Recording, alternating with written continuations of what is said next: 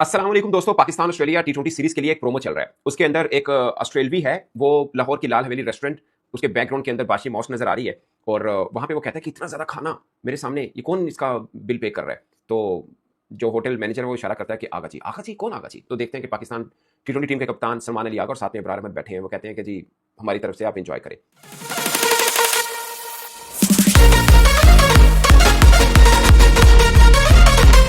वो जाने लगता है तो फिर पीछे से टैक्सी ड्राइवर आवाज देता है कि यार हाथ मिलाने ही भूल गए हो, मतलब हैंडशेक करना ही भूल गए हो, लगता है हम शायद देश से आए हो। इसका मतलब था कि आप लगता है कि भारत से आए हो। वैसे भारत का जिक्र नहीं किया, हम शायद देश किया। और उसके बाद सामने आगा जी फिर दोबारा नजर आ जाते हैं तो वो बड़ा होता है, क्यूरियस होता है। फिर आगा जी को कहता है कि बहुत मजा आ रहा है और ज़्यादा मजा आएगा जब हम ऑस्ट्रेलिया आपको यहाँ पर हराएंगे। तो आगा जी कहते हैं कि मेहमान नवाजी तो अपनी तरफ है, बट जब बात क्रिकेट की होती है तो फिर हम पूरा मुकाबला करते हैं। खैर, इस पूरे प्रोमो के अंदर एक चीज़ की चुभन हम शायद देश तक पहुंची है। अगर उनका नाम नहीं लिया, बट मैं भी अंडरस्टैंड करता हूँ, वो भी अंडरस्टैंड करते हैं, सब अंडरस्टैंड करते हैं कि ये बात उन्हीं को ही लगाई गई है कि हैंडशेक, हम शायद देश से आ रहे हो मतलब कि आप भारत से आ रहे हो, वहाँ पे हैंडशेक नहीं करते, लाइक क्रिकेट के मैदान में हैंडशेक नहीं करते, तो लगता है आप वहीं से आए हो और वही चीज़ सीख के आए हो। सो ये है। और इसके ऊपर भारतीय मीडिया ठीक ठाक किस्म का सीख पा हो रहा है और इसके ऊपर बातचीत भी कर रहा है कि पाकिस्तान ने ये क्या प्रोमो किया है, पाकिस्तान को तकलीफ पहुंची और ब्ला ब्ला ब्ला ब्ला। बट मुझे लगता है कि ये प्रोमो अगरचे पाकिस्तान ऑस्ट्रेलिया सीरीज का है, मगर एक अंडर डिस्कशन हुआ। जो चीज़ अंडर डिस्कशन होती है वो ठीक होती है। आप इससे कह सकते हैं कि भारत इसको नेगेटिव रंग देगा, पाकिस्तानी फैन जो है वो बड़े इसमें खुश है कि यार कमाल प्रोमो बन गया और सब चीज़ें। बट ठीक है, इस तरह की चीज़ें चुभन वाली वो भी बनाते हैं, हमने भी बनाई है, क्या फर्क पड़ता है। और जो चीज़ उजागर की है वो टॉक ऑफ द टाउन है।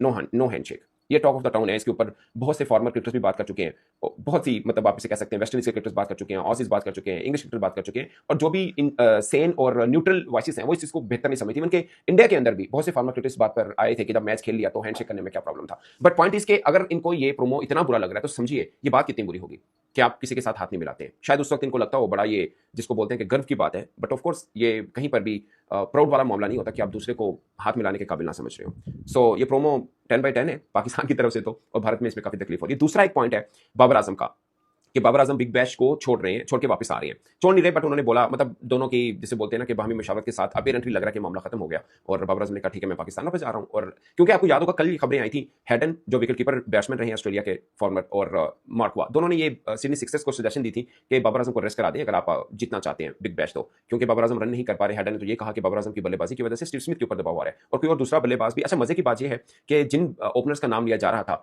ह्यूज का नाम लिया रहा था, बाकी दूसरों का, उनकी भी स्ट्राइक रेट और जो रन है ऑलमोस्ट बाबर आजम के बराबर थे। जो मार्को सजेस्ट करा था नेम कि ये शामिल कर सकते हैं आप, उनके भी कुछ ज्यादा खास नहीं थे और पूरी की पूरी टीम के अंदर कोई बहुत ज्यादा फॉर्म के अंदर बल्लेबाजी में उस तरह से नहीं चल रहा था। सो बाबर आजम की बात सिर्फ इसलिए हो रही है क्योंकि बाबर आजम है, मगर बाकी भी बल्लेबाज कोई बहुत ज्यादा धांसू वाली नहीं कर रहे थे, मगर कुल मिलाकर टीम का अच्छा कॉम्बिनेशन बना हुआ था और सब मामला चल रहा था। मैं ओपनिंग पोजीशन के ऊपर बात कर रहा हूँ, नीचे के ऊपर नहीं कर रहा। सो ये वाला एक कहीं से ये सजेशन भी आई थी कि हेनरिक्स जो कप्तान है वही ओपन कर ले। सो ये है। बट बाबर आजम अब वापस पाकिस्तान आ रहे हैं, बट ये जिसे बोलते हैं कि अच्छा एंड नहीं आप इसे कह सकते। साफ है कि बाबर आजम की अगर फॉर्म लगी होती तो बाबर आजम बिग बैश को पूरा करके आते।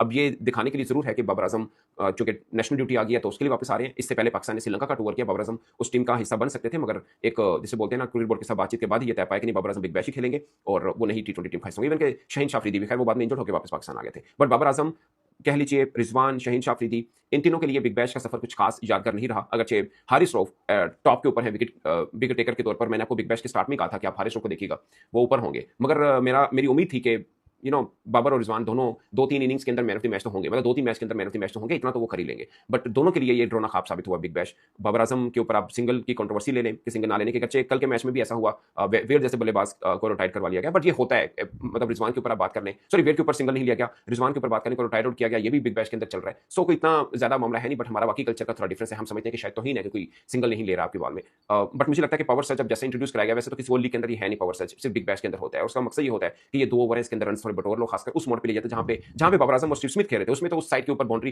थोड़ी छोटी थी और स्टीव स्मिथ को लग रहा होगा कि वो यहाँ पर, उन्होंने बाद में कहा भी कि मैं 25-30 रन बटोर सकता हूं, फिर उन्होंने 32 रन लिए भी थे, मगर काफी कंट्रोवर्सी बनी क्योंकि पाकिस्तान के फॉर्मर क्रिकेटर्स बहुत इसके ऊपर बात की। बाबर आजम ने भी फौरी तौर पर रेट किया, मतलब राइट टाइम के ऊपर, उसी टाइम के ऊपर ही पिच के ऊपर खड़े खड़े उन्होंने उनके एक्सप्रेशन बता रहे थे कि स्टीव स्मिथ की इस बात के ऊपर काफी नाराज है कि उनकी सिंगल क्यों नहीं लिया गया। उस कंट्रोवर्सी से बकौल सिडनी सिक्सर्स के कप्तान हेनरिक्स बाबर आजम को निकलते हुए 2 दिन लग गए थे और फिर 2 मैचेस के बाद भी बाबर आजम की परफॉर्मेंस खास नहीं थी। एक मैच में 1 रन बनाए, दूसरे में 0 रन बनाए थे। खैर होता है क्रिकेटर के करियर के अंदर ऊपर नीचे रहता है ये मामला, मगर इससे बुरी परफॉर्मेंस ना बाबर आजम की कभी किसी लीग में रही है ना मोहम्मद रिजवान की रही है। आई होप के दोनों के लिए ये एक सीख होगा और एक नया आगाज होगा उनके आगे, और आगे फिर पीएसएल है फिलहाल, तो पाकिस्तान टी20 वर्ल्ड कप के लिए अगर जाता है तो बाबर आजम स्क्वाड का हिस्सा होंगे। अभी ऑस्ट्रेलिया के खिलाफ सीरीज की टीम की अनाउंसमेंट भी जल्द होने वाली है। सो ये मामला है, मगर बाबर आजम का जिस किस्म का आगाज हुआ वैसा इख्तिताम नहीं हो पाया। आगाज बहुत शानदार था उनके, ऑस्ट्रेलिया पहुंचने से पहले पहले ठीक ठाक किस्म का प्रोमोस थे, एक अच्छी किस्म की वाइब बनी हुई थी, पूरा माहौल बना हुआ था, बाबरिस्तान एक इंक्लोजर बना दिया गया था, बहुत कुछ किया हुआ था। रिजवान के ऊपर भी ठीक ठाक हाइप थी, शहीन के ऊपर भी, मगर at the end of the day कुछ मुनासिब चीज़ें सामने नहीं आई और तीनों का ग्राफ डाउन हुआ। आई होप कि ये एक जिसे बोलते हैं ना कि कुछ सीखने वाला मरहला रहेगा तीनों पाकिस्तानी क्रिकेटर्स के लिए। बट देखते हैं हारिस रऊफ इस बिग बैश को कैसे इख्तिताम तक लेके जाते हैं। बट बाबर आजम के हवाले से जो चीज़ थी वो मैंने अपनी राय आप तक पहुंचा दी। अब अपनी राय कमेंट के सूत्र में जरूर आएगा। मेरी तरफ से इतना ही। और खास पॉइंट कि जो प्रोमो है पाकिस्तान ऑस्ट्रेलिया टी20 सीरीज का आपको कैसा लगा, नो हैंडशेक को जिस तरह से उजागर किया, अपनी राय कमेंट के सूत्र में जरूर आएगा। मेरी तरफ से इतना ही दोस्तों, अल्लाह हाफिज़।